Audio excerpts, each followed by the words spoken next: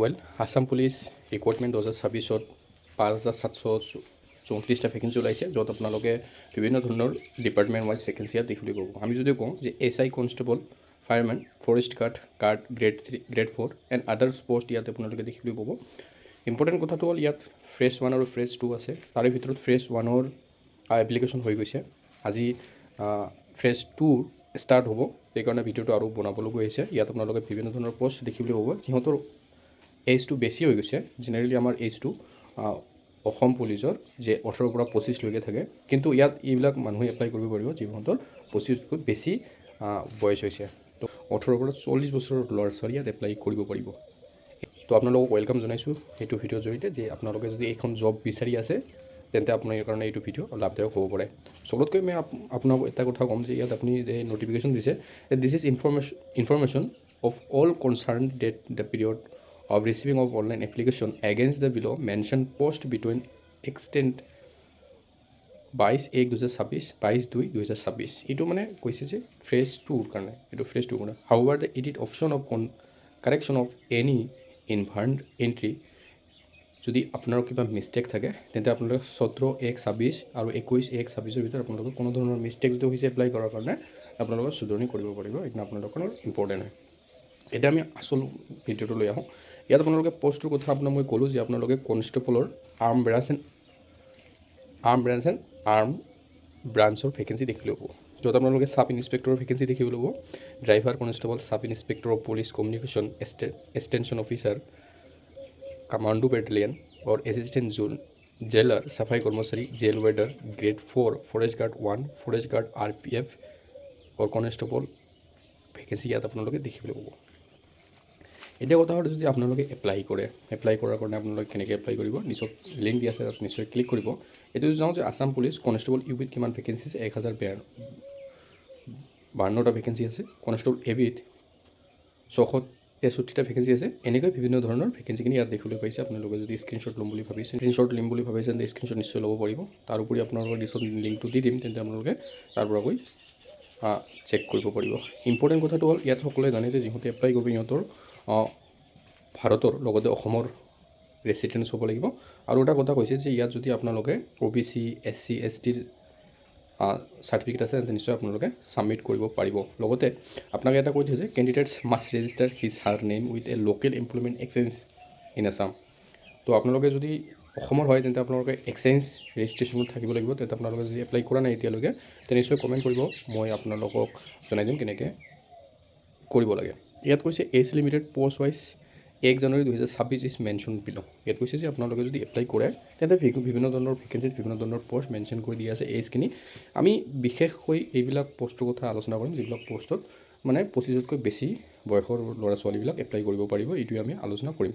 ইয়াত আপোনালোকে যদি চায়, ইয়াত যদি কৈছে ড্ৰাইভাৰ কনষ্টেবল ডিছপেচ ৰাইডাৰ, মেছেঞ্জাৰ, ইয়াত আপোনালোকে যদি এপ্লাই কৰে তেন্তে আপোনালোকে ইয়াত দেখিবলৈ পাইছে যে 1 জানুৱাৰী 2026 জন্ম হ'ব লাগিব আৰু 1 জানুৱাৰী 2001 ভিতৰত তেন্তে এপ্লাই কৰিব পাৰিব। আৰু ইয়াত নিশ্চয় যদি আপোনাৰ যায় ড্ৰাইভাৰ ইন ফৰেষ্ট ডিপাৰ্টমেণ্ট, ইয়াত যদি আপোনালোকে এপ্লাই কৰিব বুলি ভাবিছে তেন্তে আপোনাৰ 18ৰ পৰা 40 বছৰৰ ল'ৰা ছোৱালী ইয়াত এপ্লাই কৰিব পাৰিব। এনেকৈ এইটো হয় যে যিহঁতৰ বেছিকলি এজটো বেছি হৈছে সিহঁতে ফৰেষ্ট ডিপাৰ্টমেণ্টত এপ্লাই কৰিব পাৰিব। মনত আপোনালোকে এপ্লাই কৰিব পাৰিব 18 to 40। কিন্তু আকৌ যদি আমি নিশ্চয় স্ক্ৰল ডাউন কৰিলে ইয়াত আকৌ আপোনালোকে এনেকুৱা ধৰণৰ পষ্ট ইয়াত দেখিবলৈ পাব। ইয়াত যাওক, চাফাই কৰ্মচাৰী যদি কোনোবাই ইচ্ছুক আছে, চাফাই কৰ্মচাৰী জবে হয়, চাফাই কৰ্মচাৰী যদি কোনোবাই এপ্লাই কৰিম বুলি ভাবি আছে তেন্তে ইয়াত 18 to 40 বছৰৰ ল'ৰা ছোৱালী ইয়াত এপ্লাই কৰিব পাৰিব। তেন্তে আপোনালোকৰ কাৰণে এইটো এটা ভাল পষ্ট হ'ব পাৰে। আৰু জেল ৱাৰ্ডাৰ কাৰণে আপোনালোকে 18 to 40 বছৰৰ ল'ৰা ছোৱালী এপ্লাই কৰিব পাৰিব। নিশ্চয় আপোনালোকে ইয়াত এপ্লাই কৰি ল'ব। তাৰপিছত constable grade 3, batman constable, bugler, forester grade 1, game watcher, forest guard, ইয়াতো আপোনালোকে 18 to 40 বছৰৰ ল'ৰা ছোৱালী এপ্লাই কৰিব পাৰিব। নিশ্চয় আপোনালোকে ইয়াত এপ্লাই কৰি ল'ব। ঠিক আছে। ইয়াত কথা কৈছে যে নোট এটা দিছে যে the age of application will be calculated on this basis of the matriculation. যি আপোনাৰ যিটো বয়সটো গণনা কৰা হ'ব এইটো আপোনাৰ মেট্ৰিকুলেশ্যন চাৰ্টিফিকেটৰ আধাৰতে আপোনাক গণনা কৰা হ'ব। ইয়াত আপোনালোকে এজ ইলেকশ্যনখিনি পাব। যদি আপুনি OBC বা MOBC হয় তেন্তে আপুনি আকৌ 3 বছৰ পাব, SC হ'লে 5 বছৰ, STP হ'লে 5 বছৰ আৰু STHC হ'লেও 5 বছৰ আপোনাৰ ৰিলেক্সেশ্যন পাব। যিটো মেনশ্যন কৰা আছে তাত আৰু এইটো এজ ইনক্লুড হ'ব। এতিয়া কথা হৈছে যে যিবিলাক মই আপোনাক ভেকেঞ্চি ক'লোঁ এইবিলাক নৰ্মেল মেট্ৰিক পাছ হ'লে আপুনি এপ্লাই কৰিব পাৰিব। লগতে যদি আপোনাৰ কোনো ধৰণৰ এক্সট্ৰা কোৱালিফিকেশ্যন আছে তেন্তে আপুনি নিশ্চয় ইয়াত ইনক্লুড কৰি দিব আৰু এপ্লাই কৰোঁতে ইয়াত মেনশ্যন কৰি দিব।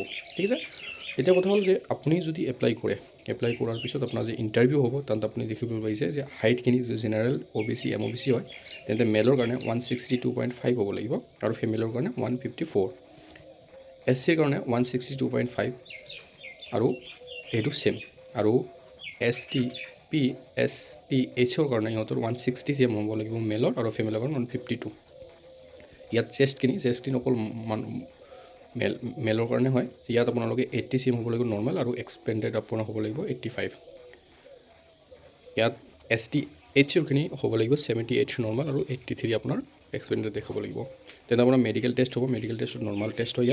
ইয়াত আপোনালোকে দেখিবলৈ পাইছে যে এইবিলাক টেষ্ট আপোনালোকক কৰিব, যেনেকৈ ডায়েবেটিছ চেক কৰিব, হাৰ্টবিট চেক কৰিব, আপোনাৰ হাৰ্নিয়া চেক কৰিব, পাইলছ আছে নেকি এইবিলাক চেক কৰিব, নকনি চেক কৰিব, ফ্লাড ফুড চেক কৰিব, আৰু ডক্টৰৰ ওপৰত এইটো ডিপেণ্ড কৰে ডক্টৰে কি চেক কৰে। নৰ্মেলি এইবিলাক চেক হ'ব, আৰু আপোনাৰ আইচাইট চেক হ'ব 6x6 আৰু 6x9, সেই দুটাই হ'ব। 6/9 হ'লেও হ'ব, 6/6 হ'লেও কোনো টেনশ্যন নাই।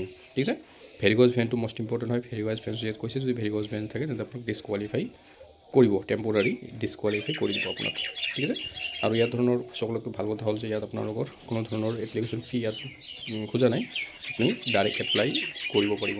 এতিয়া যদি আপোনালোকে এপ্লাই কৰে তেন্তে ভিডিঅ' ডিছক্ৰিপশ্যনত লিংক আছে, তাত কৈ নিশ্চয় আপোনালোকে এপ্লাই কৰি ল'ব। আৰু এটা ইম্পৰ্টেণ্ট নটিচ ইয়াত গৈছে যে 2025-26 আৰু 26 বছৰৰ বাবে সকলো প্ৰাৰ্থীয়ে নতুনকৈ পঞ্জীয়ন কৰিব লাগিব আৰু এটা নতুন এপ্লিকেশ্যন ID সৃষ্টি কৰিব লাগিব। পৰৱৰ্তী বছৰ এপ্লিকেশ্যন IDসমূহ 2025-26 বছৰৰ বাবে বৈধ নহ'ব। মানে ইয়াত কৈছে যে আপুনি যদি আগতে এখন ID বনাই ৰাখিছিল, যেনেকুৱা আগত আছিল যে আপোনাক আগত ভিজিট কৰাৰ কাৰণে এখন ৰেজিষ্ট্ৰেশ্যন নম্বৰ বনাব লাগিছিল এই ছাইটৰ, আৰু এইটো দি এপ্লাই হৈছিল। তো এইটো কৈছে যে 25-26 যদি আপোনালোকে কোনো ধৰণৰ ID বনাই ৰাখিছে তেন্তে এইটো ID এতিয়া লাগু নহ'ব, মানে নতুনকৈ আপোনাক বনাব লাগিব।